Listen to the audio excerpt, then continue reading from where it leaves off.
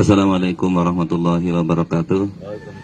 Pada teman-teman jamaah Masjidul Hidayah yang dirahmati Allah Subhanahu wa taala, marilah kita senantiasa menjadikan puji dan syukur kehadirat Allah Subhanahu wa taala yang mana yang telah memberikan Allah Subhanahu wa taala memberikan nikmat pada kita, nikmat iman, nikmat Islam, sehingga pada malam hari yang penuh barokah ini kita dapat berkumpul bersama-sama, yaitu di tempat wisata, yaitu di Puncak 2. Salawat salam marilah kita sanjungkan kehadirat Nabi kita Nabi Muhammad SAW serta para keluarga dan para sahabatnya yang senantiasa menjalankan sunnah-sunnahnya. Untuk menyingkat waktu, baiklah kita ikuti bersama kajian bersama Ustadz kita, Ustadz Mukhlis Abu Zar LC. Kajian yang sangat spesial ini, marilah kita bersama-sama untuk menyimaknya. Demikian, Assalamualaikum warahmatullahi wabarakatuh. Tafadhol Ustaz. Assalamualaikum warahmatullahi wabarakatuh. Alhamdulillah, wassalatu wassalamu ala rasulillah wa ala alihi wa sahbihi wa mawallah. Ashhadu an la ilaha illallah wahdahu la syarikalah wa ashhadu anna Muhammadan abduhu wa rasuluhu la nabiyya ba'dah. Amma ba'du, Bapak Ibu yang dirahmati Allah Subhanahu wa taala. Alhamdulillah, setelahnya kita melalui perjalanan yang begitu panjang dan juga begitu melelahkan, yang mana sekitar berapa jam tadi kita? 3-4 jam ya. Saya berangkat dari jam 10 sampai sini jam 2. Iya, subhanallah, kita melewati jalan yang rusak, menantang, tetapi semuanya terbayarkan. Setelah kita sampai di sini, kita melihat keindahan alam yang sangat luar biasa, view yang sangat indah. Tadi sore juga kita melihat sebelum datangnya kabut, ya, perbukitan yang membentang luas di daerah Bogor ya. Jadi ternyata Jawa Barat ini luas ya dan indah. Tapi banyak orang yang dari Jakarta ke Sumatera, Kalimantan, padahal dekat Jakarta sendiri banyak yang indah-indah. Nah, makanya satu hal yang perlu kita perhatikan, jadikan tujuan kita di sini bukan hanya sekedar rihlah ya, bukan hanya sekedar menghilangkan kepenatan, bukan hanya sekedar hiburan ataupun liburan, tetapi niatkan dalam rangka tadabbur alam, dalam rangka memikirkan dan merenungi keindahan alam semesta yang tentunya semua ini terjadi bukan kebetulan. Semua ini terjadi tidak dengan sendirinya, tapi ada yang menciptakan. Siapakah dia? Allah Subhanahu wa ta'ala. Makanya salah satu cara untuk menumbuhkan ketakwaan kita kepada Allah, untuk menumbuhkan rasa takut kita kepada Allah adalah dengan cara kita memperhatikan ciptaan-ciptaan Allah Subhanahu wa ta'ala. Dengan begitu kita akan mengetahui tentang zat Allah Subhanahu wa ta'ala. Karenanya ya, semua yang kita lihat di dunia ini itu ada bukan dengan sendirinya. Ya, kita misalnya punya HP. HP itu ada karena ada yang membuat. Nah, demikian pula keindahan alam yang kita lihat, kebesaran ciptaan-ciptaan Allah berupa langit, bumi, bulan, matahari, semua itu tidak terjadi dengan sendirinya. Tapi ada yang menciptakan. Siapa? Allah Subhanahu wa ta'ala. Maka luruskan niat kita bahwa kedatangan kita di sini bukan hanya sekedar menghilangkan kepenatan, tetapi dalam rangka untuk tadabbur alam. Nah, kemudian yang kedua, sedikit saya ingin ingatkan bahwa kita itu statusnya di sini sedang safar. Safar itu dalam artian melakukan perjalanan jauh. Ada nggak yang ngitung dari Simpruk ke sini berapa kilo tadi? Ada 80 kilo? Lebih ya? Hah? Lebih ya? Nah, makanya kalau kita melihat pendapat kebanyakan para ulama, seseorang itu dikatakan musafir safar jika dia telah menempuh perjalanan 80 kilo, 75 atau 80 kilo, atau mendekati itulah. Ya, kalau memang kita statusnya sudah musafir, di sana Allah Subhanahu wa Ta'ala banyak memberikan keringanan-keringanan. Dalam istilah fikih disebut namanya rukhsah. Kenapa? Karena yang namanya kita sedang safar itu pasti mendapati banyak kesulitan, banyak kesusahan. Di antaranya, ya setidaknya kita merasakan lelah, capek, lapar, haus, ngantuk, ditambah lagi jalan yang banyak gajlugan gitu kan, banyak yang berlubang, sehingga betul-betul menyulitkan kita. Nah, maka dari itu Allah memberikan banyak keringanan. Apa di antara keringanan bagi orang yang musafir? Boleh baginya untuk menjamak dan mengqashar sholat. Ya, menjamak dan mengqashar sholat. Menjamak itu artinya menggabung. Ya, jama itu ada dua, ada jama takdim, ada jama takhir. Ketika tadi yang kita praktekkan mengerjakan sholat yang kedua di waktu yang pertama, yakni mengerjakan sholat Isya di waktu maghrib, maka itu dinamakan jama takdim. Kalau sholat maghrib kita bawa ke Isya, maka namanya jama takhir. Nah, bukan hanya menjamak tapi juga mengqashar. Sedangkan ya disebutkan bahwasanya sholat yang boleh diqashar itu diantaranya adalah sholat zuhur, asar, dan isya. Nah, isya yang 4 rakaat menjadi 2 rakaat. Makanya tadi yang kita kerjakan adalah jamak qashar. Ya. Dan jamak qashar ini boleh dilakukan bukan hanya ketika kita dalam perjalanan, tetapi kalau kita sudah sampai di tempat yang kita tuju. Di sini misalnya, selama 1 hari 24 jam kita boleh untuk jamak qashar. Inilah keringanan yang Allah berikan kepada kita. Kalau ada yang bertanya, kan kita nggak capek Pak Ustadz. Nah, yang menjadi kebolehan untuk jamak qashar itu bukan capek, nggak capek.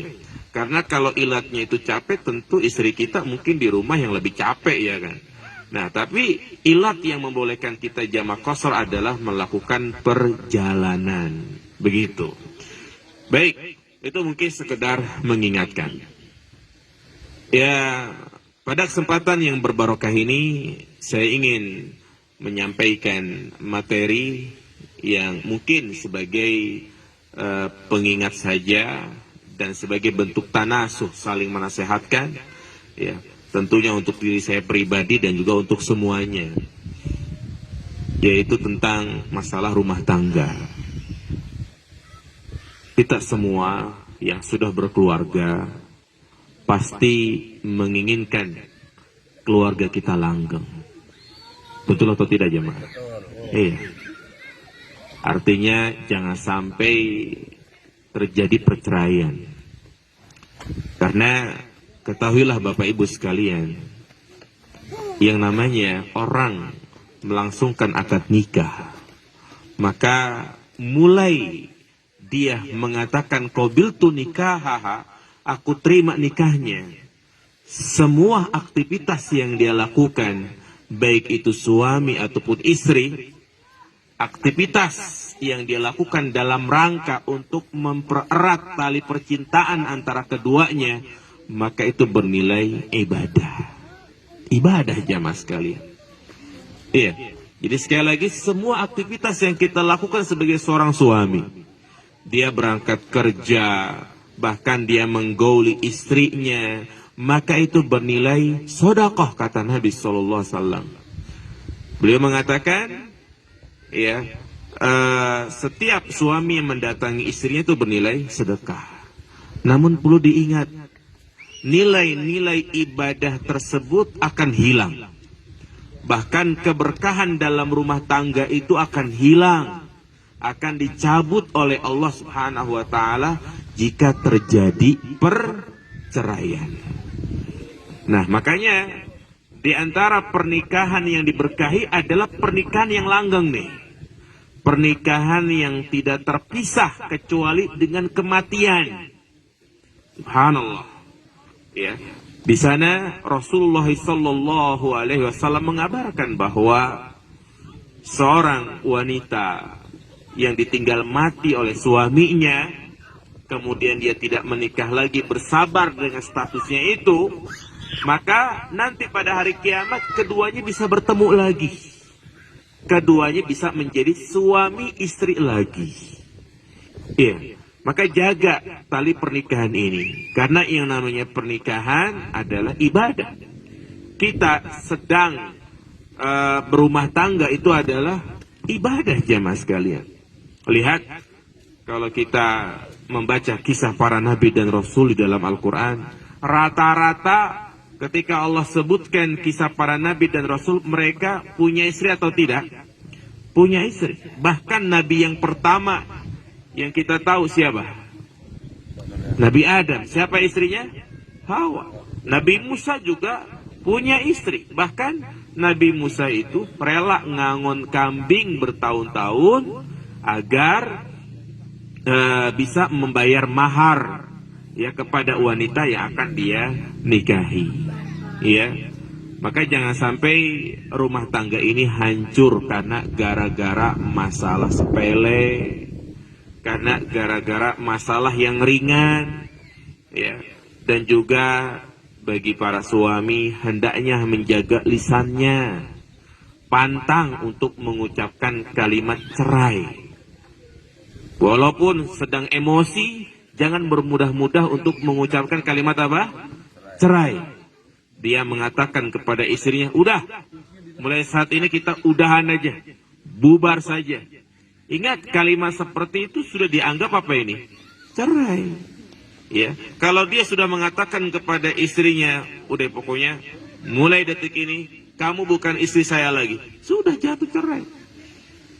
Ya, ini dianggap cerai pertama. Kalau mengulangi lagi cerai yang kedua. Kalau mengulangi cerai yang ketiga. Kalau sudah ketiga, sudah dia nggak bisa kembali lagi. Demikian pula para wanita, para istri. Dia jangan bermudah-mudah untuk meminta cerai. Kadang mungkin dia lagi emosi, dia bermudah-mudah mengatakan kepada suaminya, kalau kau jantan, ceraikan aku. Atau dia mengatakan, udah ceraikan aku aja, banyak kok yang menanti jandaku. Apa kata Nabi SAW kepada para istri yang bermudah-mudah untuk meminta cerai? Nabi mengatakan, ayyuma imra'atin sa'ala zawjaha talaq fi ghairi ba'sin lam tarih raihatal jannah. Wanita mana saja yang dia meminta cerai, maka dia tidak akan mencium wanginya surga. Ini hati-hati para ibu, para istri. Ya, jangan dia bermudah-mudah untuk mengucapkan kalimat tersebut. Baik, dan juga yang kedua, tentunya di dalam rumah tangga kita berharap dan menginginkan rumah tangga kita sakinah mawaddah warahmah, saling mencintai, saling menyayangi, tercipta di dalamnya kedamaian, tidak ada keributan.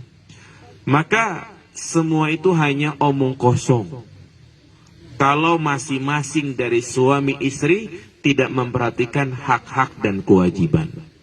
Allah Subhanahu wa taala berfirman, "Wa min ayatihi an khalaqalakum min anfusikum azwaja litaskunu ilaiha wa ja'ala bainakum mawaddata warahmah." Di antara tanda-tanda kebesaran Allah, di mana Allah Subhanahu wa taala menciptakan kalian itu berpasang-pasangan. Tujuannya apa? Agar kalian tenang, bahagia, saling mencintai dan saling menyayangi. Itu tujuan pernikahan. Ya. Lalu bagaimana agar bisa mewujudkan cita-cita ini? Tentunya tadi si suami harus betul-betul memperhatikan kewajibannya sebagai seorang suami. Demikian pula si istri harus betul-betul memperhatikan kewajibannya sebagai seorang istri. Kalau masing-masing keduanya bersikap cuek, nggak mau tahu, maka yang ada hanyalah berantem mulu di rumah. Ya. Nah, dan tentunya jamaah sekalian, tugas suami itu bukan hanya sekedar memberikan nafkah lahir saja. Bukan hanya sekedar memberikan makan, pakaian, ya, minuman, tempat tinggal, bukan hanya itu. Tetapi di antara kewajiban suami yang paling penting adalah menjaga keluarganya dari api neraka. Ya. Bagaimana caranya? Ajak istri kita untuk menghadiri majlis-majlis ilmu. Alhamdulillah di Masjid Nurul Hidayah kajian setiap minggu ada, ya kan? Mau Sabtu, mau Minggu ada. Maka jangan kita saja sebagai suami yang datang, istri kita ajak. Demikian pula ibu-ibu jangan malas untuk menghadiri majlis taklim. Jangan hanya rajinnya arisan doang. Jangan hanya rajinnya reunian doang, giliran ke kajian nggak pada mau datang. Ya, ini salah. Ya. Alhamdulillah, artinya majlis ilmu itu dekat dari rumah kita. Bayangkan kalau kita melihat bagaimana ulama-ulama terdahulu untuk mendapatkan satu hadis saja, mereka harus menempuh perjalanan beratus-ratus kilo. Bahkan mereka harus menyeberang pulau, menyeberang benua, samudra mereka lewati untuk menuntut ilmu. Nah kita tinggal jalan kaki, nyampe nggak ke Masjid Nurul Hidayah? Nyampe. Ya, maka jangan malas-malas untuk menghadiri majlis-majlis ilmu yang sudah diagendakan oleh DKM. Ya, jadi bukan hanya suaminya aja yang berangkat, istrinya pun berangkat menghadiri kajian. Ini cara untuk menghidupkan nuansa Islami di rumah. Makanya tidak akan terbentuk yang namanya sakinah mawaddah warahmah kalau tidak adanya nuansa Islami di rumah. Subhanallah. Kalau ya suami istri sudah mengerti, sudah paham, tentunya akan saling menasehati. Ya, dia akan memperhatikan rambu-rambu yang ada di dalam Islam. Misalnya suaminya lagi buka-buka internet, yang dilihat adalah gambar perempuan, istrinya udah paham, langsung mengingatkan nggak boleh. Ya, seperti itu. Dan memang seharusnya sebagai seorang suami untuk menundukkan pandangannya. Inilah satu hal yang melunturkan cinta di hati suami kepada istrinya. Sering banyak orang yang bertanya, Pak Ustadz, kenapa sih saya kok udah bosan sama istri ya? Melihat muka istri kok biasa aja. Padahal waktu sebelum nikah, pas pacaran, saya lihat cantiknya luar biasa gitu kan. Maka, ya, tentunya banyak faktor. Di antara hal yang paling utama yang menyebabkan hilangnya rasa cinta di dalam hati seorang suami, di antaranya karena tidak menundukkan pandangannya. Melototin wanita yang membuka aurat maksiat bukan bapak-bapak? Maksiat. Maksiat. Dan kata Nabi yang namanya setiap maksiat itu akan memberikan pengaruh buruk. Bahkan para ulama mengatakan anggota tubuh kita, anggota tubuh baik itu mata, telinga, lisan, kalau kita gunakan untuk maksiat terus, maka lama-kelamaan Allah akan cabut nikmat yang ada pada anggota tubuhnya itu. Dan Allah mencabut nikmat yang ada pada matanya itu bukan Allah membutakan, tidak. Tapi di antara Allah cabut nikmat yang ada pada matanya itu adalah hilang rasa hasrat kepada istrinya. Ngelihat istrinya yang cantik, padahal istrinya udah dandan, skincare terus ya kan. Tapi biasa aja. Nah ini ada yang bermasalah. Hatinya Karena dia tidak menjaga matanya. Ketika dia melihat istrinya, selalu membanding-bandingkan dengan foto artis. Selalu membandingkan dengan foto yang sering dia lihat di internet. Ya, ini nasihat yang sangat penting, kita berusaha untuk menundukkan pandangan. Makanya para istri harus cemburu ketika suaminya melihat wanita-wanita yang mengumbar auratnya, harus ditegur. Karena kalau tidak ditegur akan menjadi suatu kebiasaan. Ya, ini akan menghilangkan nilai-nilai kebahagiaan dalam rumah tangga. Dan juga Allah Subhanahu wa taala menyebutkan dalam Al-Qur'an, di antara kewajiban suami adalah memberikan nafkah. Ya, liyunfik dzu sa'atin min sa'ati.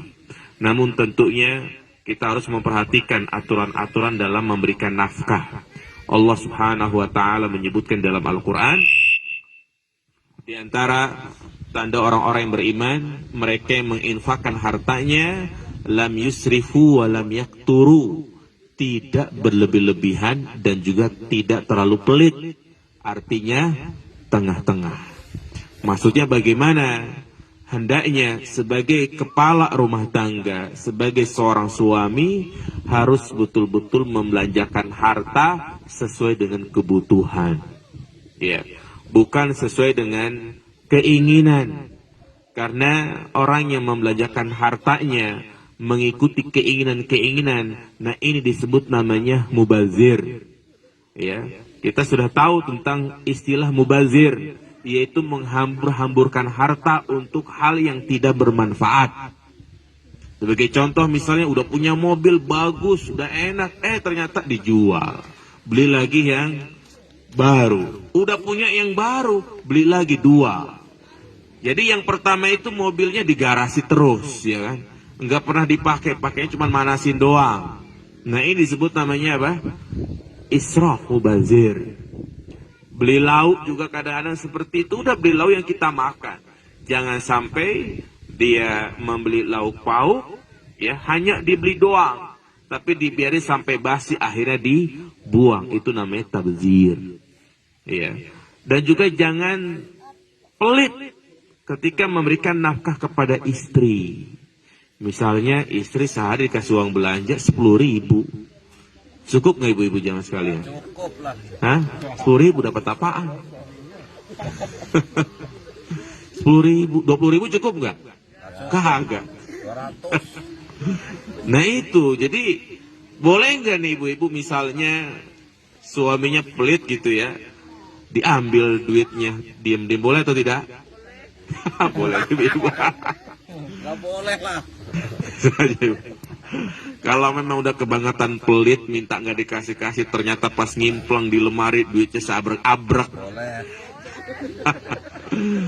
Boleh, tapi secukupnya, jangan digarong semuanya.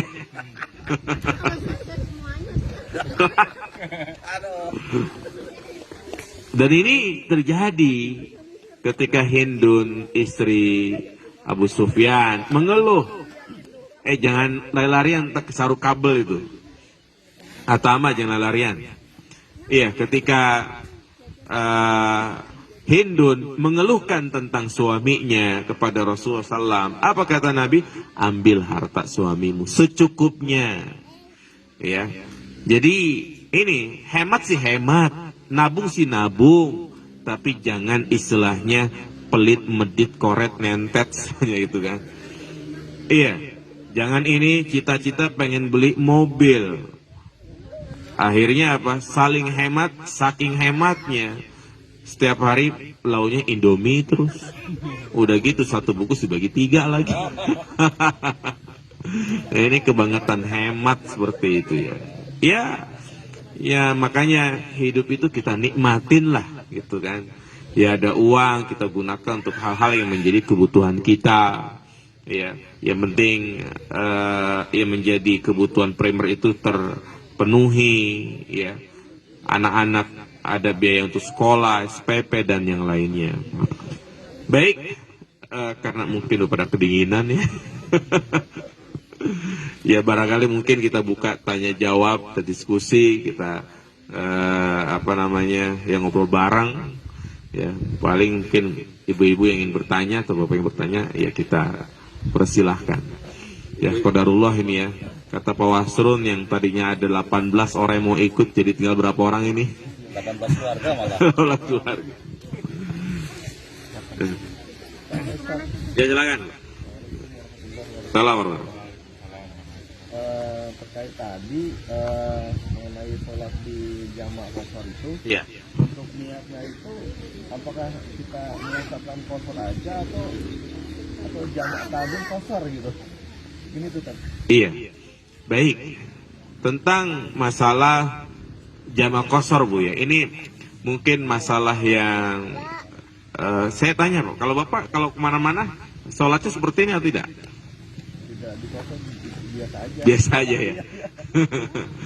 Iya, jadi ini mungkin ilmu ya buat kita semua. Dan memang itulah yang diajarkan oleh Nabi SAW. Jadi kalau kita bepergian jauh nih ya pokoknya 80 kilo lah ya. Ya mungkin dari Tangerang ke Bandung, dari Tangerang ke Puncak 1, ke Puncak 2, itu jaraknya sekitar 80 kilo. Nah maka kita dibolehkan untuk jamak kosor begitu. Nah bagaimana niatnya? Sebenarnya niat ini kan kita berbicara masalah hati Pak ya. Masalah hati. Nah ketika kita mau sholat hati kita sudah terbesit ya untuk jamak kosor atau mungkin hanya kosor saja, maka itu sudah dianggap sebagai niat. Iya, kadang kita dipersulit dengan membaca atau melafazkan niat gitu kan. Nah, kadang ada yang bertanya, gimana Pak Ustadz usolnya saya bingung nih, gitu kan. Usolli fardol maghribi salah sorokaatin jam'an wa kosron atau bagaimana gitu ya. Nah sebenarnya apa yang terpenting adalah hati Pak. Nah kayak tadi nih, saya kan menjelaskan sebelum sholat nanti kita jamak kosor ya. Nah pasti hati kita juga mau ikutin imam kan. Imam jamak kosor maka kita pun ikut jamak kosor. Maka itu sudah dianggap sebagai niat. Itulah mudahnya kita. Karena sebenarnya kita nggak pakai usul juga insya Allah sholat kita tetap sah ya. Jangan sampai kita mempersulit dalam beribadah. Karena pernah saya bimbing umroh gitu ya. Bimbing ibu-ibu. Yang namanya kita habis tawaf, kita kan disunahkan untuk sholat apa? Sholat sunnah tawaf ya. Itu di belakang makom Ibrahim. Itu ada sekitar 10 orang ibu-ibu jamaah saya nggak pada sholat. Saya tanya, Bu, kok nggak pada sholat? Kan saya udah ajarin ketika manasik habis tawaf sholat. Ibu-ibu kompak jawab, Ustaz, kita bingung baca usulnya kayak gimana. Jadi nggak pada mau sholat karena nggak bisa apa? Usulinya gitu kan. Sebenarnya ya sekali lagi ketika kita berdiri niat di dalam hati ingin mengerjakan sholat jamak kosor itu sudah dianggap niat. Kayak gini misalnya nih, sesuatu itu sudah dianggap niat. Misalnya jamaah nih ke masjid, dia pakai peci, pakai baju koko, niat itu mau kemana? Mau ke masjid ya kan? Nah itu sudah dianggap sebagai apa? Niat. Wallahu a'lam. Paling seperti itu. Ya, ibu-ibu ada pertanyaan nggak? Wow.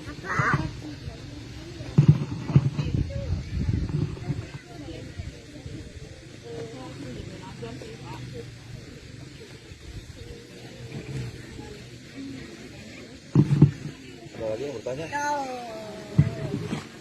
Masih waktunya saya kasih ini Pak Margono tanya nih. Pak Margono orang mana Pak Margono? No. Klaten. Oh Klaten. Besar di sini. Ini masih di sini. Masih rekaman. Sudah mana ya? Dimatiin aja dulu. Iya. Ya udah di akhir aja dulu baru ngobrol. Oh iya. Baik, kita tutup saja pengajian ini karena insya Allah sudah pada paham semuanya. Ya kita berikutnya kita diskusi ngobrol-ngobrol biasa gitu kan. Nah demikian kita tutup. Subhanakallahumma bihamdika asyhadu an la ilaha illa anta astaghfiruka wa atubu ilaik. Assalamualaikum warahmatullahi wabarakatuh. Waalaikumsalam warahmatullahi wabarakatuh.